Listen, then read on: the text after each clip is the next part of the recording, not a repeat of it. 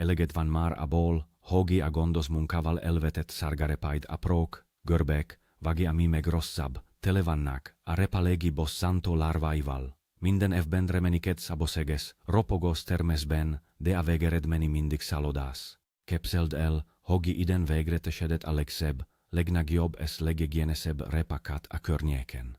Ebben a videoban lerantom a leplet a profikertések titkairól. Megmutatom lepesről lepesre, hogyan erzs el garantaltan sikert a sargarepa termesztésében. Egi olyan módszert fogsz tanulni, amivel elfelejtheted a fergeket és a kuszagyokereket. Készen állsz, hogi a tekertedben is óriási repak teremjenek. Akkor tarts velem. Mielőtt belemerülnénk a vetésfortéljaiba, értsük meg, miért is olyan trükkös növelni a sargarepa. Sokan azt hiszik, elég csak elszórni a magokat, és a természet majd teszi a dolgát. Sajnos a valóság ennél bonyolultabb. A sargarepa, latin neven daucus carota, gyökercoltség, ami azt jelenti, hogi a legértékesebb részce a föld alatt fejlődik, éppen ezért rendkívül érzékeny a talaj minőségére. A legfőbb ellensége pedig a pro, de annál nagyobb kárt okozó rovar, a repalegi. Ennek a leginek a larvái fúrják be magukat a gyökerbe, és teszik azt elvezhetetlenné. A legtöbb sikertelen próbálkozás mögött a nem megfelelő talaj, a rossz vetési technika, és a kártevok elleni védekezés hiánya áll. De ne aggódj, ezeket a problémákat mindenki lehet küszöbölni kis tudással és odafigyeléssel. Most pedig lássuk az első és legfontosabb lépést, ami megalapozza a sikert. Kezdjük a legfontosabbal, a tökéletes talajjal. A sargarepa alma melyen megmunkalt, laza, homokos vagi porhanyos vagyoktalaj. Miért? Mert a gyökernek akadálitalanul kell lefele növekednie. Ha a talajod kötött, ágyagos, tele van kövekkel vagi rögökkel, a repa gyökere, amint akadaliba ütközik, azonnal elagazik, meggörbül, vagi egészszerűen megáll a növesben. Ezért látunk annyi furcsa, lábakkal rendelkező, rövid, tömszi repát. A megoldás a talaj alapos elokésítése, legalább 30 cm, a szónium mellisekben lazítsd fel a földet. Ha a talajot túlságosan kötött, ne habozz homokot és eret kompostot belekeverni. A homok javítja a vízgazdálkodást és lazítja a szerkezetet, a kompost pedig tápanyagokkal látja el a növényűt. De van hatalmas hiba, amit soha ne kövesel. A friss szervestrágja használata. A magas nitrogéntartalom miatt a repa gyökere elagazik, és a lombozata fog hatalmasra noni a gyökerheljet. Ráadásul a friss trágja vonzza a kártevoket, köztük a repalegiet is. Tehát azt szabáli, csak eret kompostot használj, és azt is a vetés előtt legalább néhány héttel dolgozt be a talajba.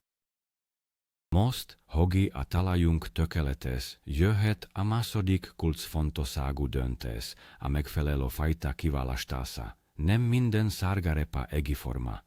A boltokban kapható vetomagok csomagolásán gyakran látunk különböző elnevezéseket, mint például Nantes, Chantenay, Vagiflake. Ezek nem csak fantázianevek, hanem különböző repatípusokat jelölnek. A Nantes típusú repák közepesen hosszúak, hengeresek, tompavegek és kiváló, édes ízűek. Ezek a legnépszerűbbek a házikertekben, mert viszonylag sokféle talajon jól megélnek. A Chantenay típusok rövidebbek, kúposabbak, szélesválúak, és jobban turik a kisekötöttebb talajt is. Ha a talajod nem a legideálisabb, ilyen fajtával nagyobb eséllyel indulsz. A Flake Vagia berlicumer típusok a klasszikus, hosszú, tárolásra szánt repák, ezek igénylik a legmélyebben megmunkált lazatalajt. Ezen kívül vannak korai és késői fajták. A korájakat már tavasszal vetetjük, és nyáron fogyasztatjuk frissen, míg a késői, tárolási fajtákat nyár elején vetjük, és ezeket ősszel takarítjuk be a téli felhasználásra. Gondold végig, mire szeretnéd használni a repát, és milyen a kerted talaja, és ez alapján válasz fajtát.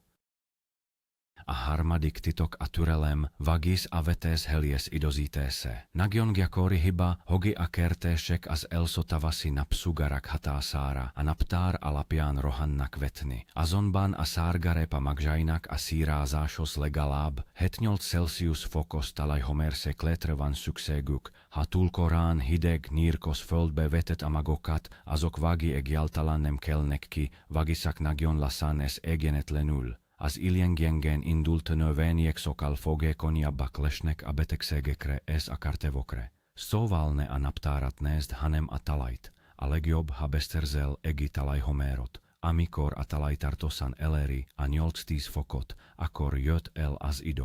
Ez általában április közepétől végetől esedékes, a fotermest adó, tárolászra szant répakat májusban, szot, akár június elején is vetetet. Lehetosegvan egi kesoi, osi vetesre is augustusban, ami bol koratavasszal süretelhetsz.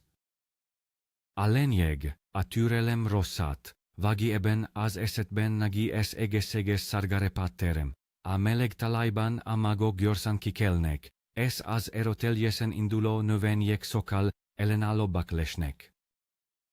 Terjünk rá a gyakorlatra a helies vetesi technikára, a sargarepa magja rendkívül apró, ami megnehezíti az egyenletes elosztást, a leggyakoribb hiba a túl szúrú vetes, ha a magok túl közel kerülnek egymáshoz, a kikelő növények egymástól veszik el a vizet, a tápanyagot ez a heliet. Az eredményi egészúrú level tenger lesz, ami alatt apró, vékony gyökerek fejlődnek cupán. Hogyan kerülhetjük ezt el? A legjobb módszer, ha a vetomagot egitálban összekevered finom, száraz homokkal, vagi akár kávézakkal, körülbelül egires maghoz adj 10 homokot. Így sokkal könnyebb lesz egyenletesen sorni. A szorok között hagij legalább 20-30 cm távolságot, hogi később kényelmesen tudj gyomlálni.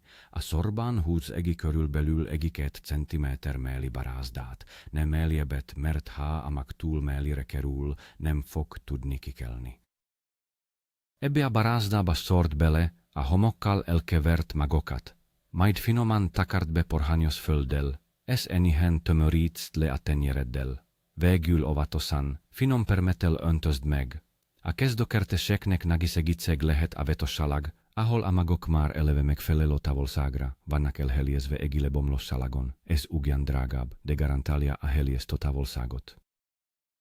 Bár milyen ügyesen is vetett el, szinte elkerülhetetlen, hogi a növények egi része túl szurun kelzsenki. Itt jön képbe az egyik legfontosabb, mégis leginkább gyűlölt kerti munka, az egélés. Sokan sajnálják kihúzni az apró, eletéros növényeket, de hidd el, ez a lepes elengedhetetlen a nagi meretú repakhoz. Ha ezt a lepést kihagyod, a repaid ceruzavékonyságúak maradnak. Az egélést akkor kell elvégezni, amikor a növényeknek már kifejlődött kettőnégi valódi levelük. Ez elérik az 5-10 cm-es magasságot, ekkor már elég erősek ahhoz, hogi a szomszédjaik eltávolítását szerüles nélkül átveszeljék. A cél, hogi a növények között a sorban 5-8 cm-es távolság legyen.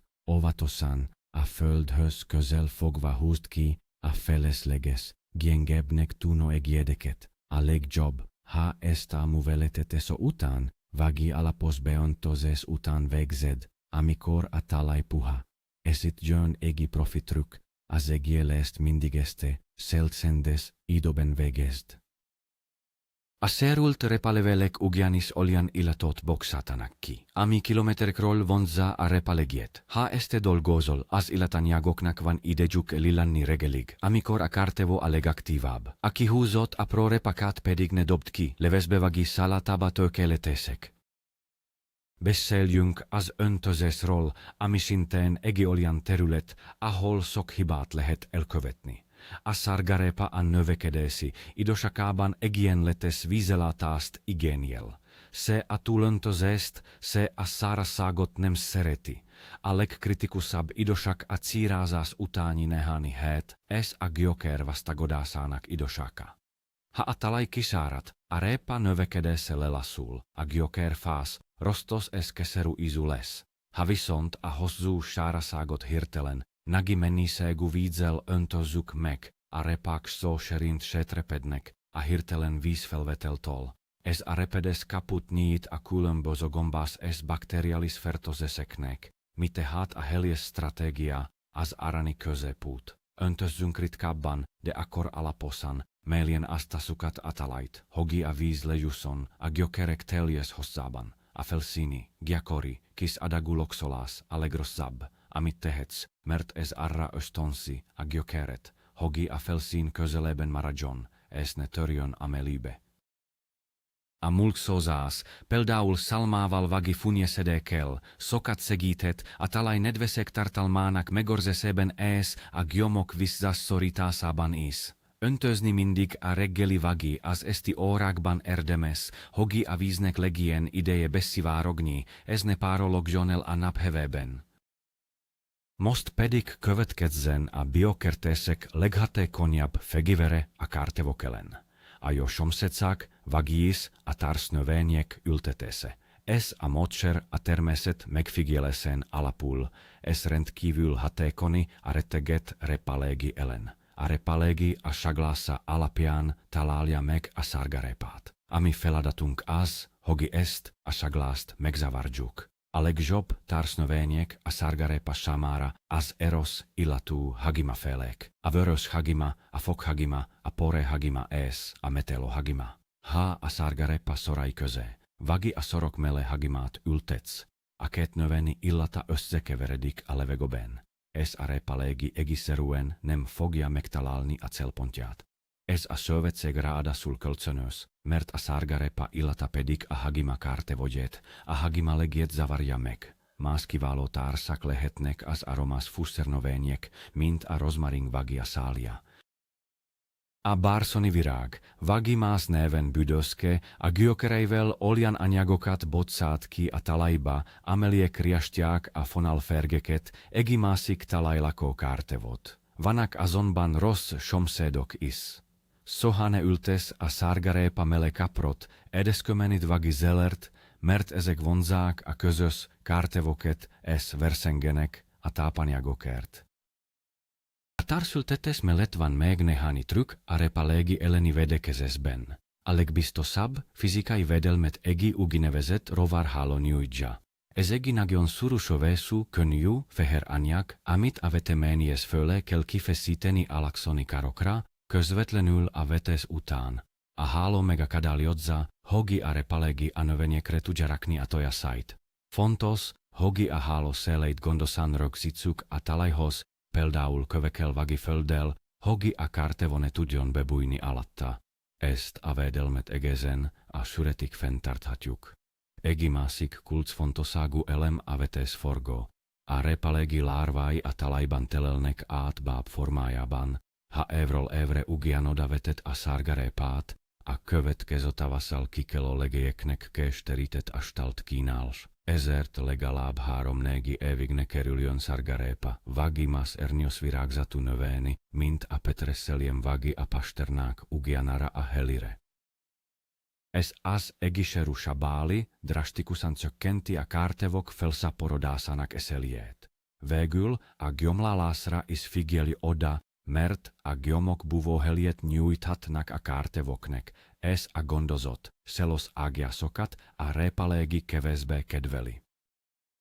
Ejtsünk sót a tápanyagokról és a trágyázásról, mert itt is érvényes a szabály, a kevesebb néha több. Ahogy már említettem, a sárgarépa nem szereti a túlzott nitrogént. A nitrogén a zöld rézek, vagyis a lombozat növekedését serkenti. Ha túl sok nitrogént adsz a repának, hatalmas, bokros lombja lesz, de a föld alatt a gyökere szatnya marad, ez hagylamos lesz az elagazásra is. Tehát felejtsd el a nitrogén túlsúlyos mutragiakat, ez a friss szerves tragiát. A sárgarepának elsősorban foszfora és káliumra van szüksége. A foszfora gyökerfejlődést segíti, a kálium pedig javítja a betegségekkel szembeni ellenállóságot, ez hozzájárul a jobb ízhez és a tárolhatósághoz. Alekjobb tápaniak foras az eret kompost, amit meg avetes elot dolgozunk be a talajba. Ez lassan egyenletesen adjale a tápanyagokat, pont ahogy a növénynek szüksége van rá. Ha a talajot kaliumban szegeni, egi kevesfahamú bedolgozása is csodákat tehet. A lényeg, hogy a sárgarepát nem kell agyon trágiázni. Egi jominosegu komposttal feljavított talajban különösebb tápanyag utánpotlás nélkül is gyönyörűen meg fog nőni. A túlzott táplálás többet árt, mint használ. Végezetül foglaljuk össze egi gyors ellenőrzőlista formájában azokat a hibákat, amiket idén már biztosan nem fogsz elkövetni. Első hiba, kötött, köves, rögös talajba vetni. A megoldás, mélyen fellazított, porhanyos, homokales komposttal javított talaj. Második hiba, friss servestrágia használata. Heljete, csak eret kompostot használni. Hetekel a vetés elot. Harmadik hiba, túl szűrű vetés. A megoldás, a magokat kevert homokal, vági használja vetosalagot. Negyedik, ez talán a leggyakoribb hiba, az egyeles kihagyása, ezt soha ne tedd. Egyeles bátran 5-8 cm-es távolságra. Ötödik hiba, a rendszertelen öntözés. Heljete, öntöz ritkában, de alaposan, hogy a talaj melyen átnedveszedjen. Hatodik hiba, a kártevok elleni védekezés elhanyágolása. A megoldás, ültesz mellé hagimát, foghagimát, ez ha szükséges, használj rovarhálót. Hetedik hiba, a vetésforgó figyelmen kívül hagyása. Emlékezz, legalább 3 évig ne kerüljön répa ugja narra a helire. Ha ezt a het alapszabálit betartod, garantálom, hogy a sárgarépa termesztése többé nem kudarc, hanem egi igazi sikerélmény lesz számodra. Láthatod tehát, hogy a boszéges ez gyönyörű sárgarépa termész nem boszorkániság, ez nem is a szerencén múlik. A siker kulcsa a gondos elokesületekben ez a tudatos kertéskedésben rejlik. Ha biztosítod a láza mélyen megmunkalt talajt, helyesen időzíted a vetést, nem sajnálod az időt az egélesre, ez okosan védekezel, a répalégi ellen a társ növények ez a vetésforgó segítségével. Akkor a jutalmat egi egész télen át kitartó, ropogós, edes ez egészséges sárgarépa lesz. Felejtsd el a bolti, íztelen zöldségeket, nincs is annál jobb érzés, mint a sajátkertedból kihúzni egi hibatlan, nagíranot repat. Remélem, hogy ezekkel a tippekkel neked is sikerülni fog. Nagyon köszönöm, hogy velem tartottál, ez megnézted ezt a videót. Ha hasznosnak találtad, kérlek, nyomj egi lajkot és iratkozz fel a csatornára, hogy ne maradj le a jövőbeli kertészeti kalandokról sem. Most pedig te zsössz, írd meg kommentben, hogy a halott tippek közül melyiket fogod idén először kipróbálni a kertedben. Nagyon kíváncsi vagyok a tapasztalataidra, sok sikert a termesztéshez.